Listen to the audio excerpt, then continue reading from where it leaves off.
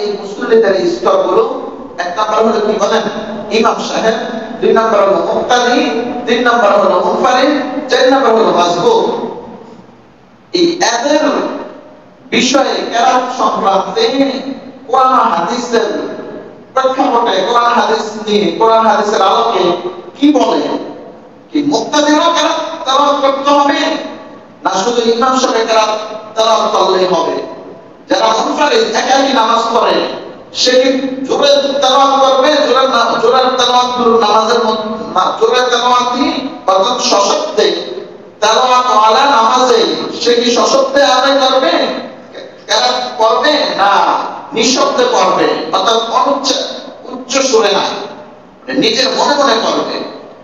এইগুলো নিয়ে কিছু বিষয়াদি অবশ্যই জানতে হবে। যেহেতু আমরা মুসলিম, আমরা আমাদের দৈনন্দিন আমল হলো নামাজ, এগুলো আমরা অনেক সময় জামাতে উপস্থিত হয়ে নামাজ পড়ি, অনেক সময় একাকী হয়ে নামাজ পড়ি। এই জন্য কেরাত গুলো এগুলো পড়া হলো কি বলেন ফরজ। এখন যদি আমি কেরাতে না পড়ি তাহলে তো আমার ফরজে আদায় হলো না, আর ফরজ আদায় না হলে তো আমার কি হবে না, নামাজে হবে না।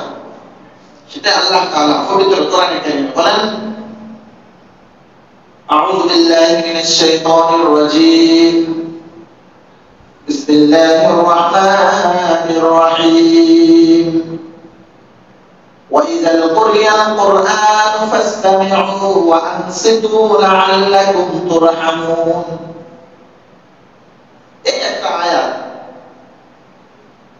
এই আয়াতে আল্লাহ তাআলা সুস্পষ্ট ভাষায় তিনি ইরশাদ করেন, যখন তোমাদের সামনে কোরআন তেলাওয়াত করা হবে, ফাসতামিউ, তোমরা এই কোরআন মনোযোগ দিয়ে শোনো, ওয়ানসিতু, এবং চুপ থাকো, লাআল্লাকুম তুরহামুন, তাহলে সম্ভবত তোমরা রহমপ্রাপ্ত হবা, আল্লাহ তাআলা তোমাদের প্রতি রহম নাযিল করবেন।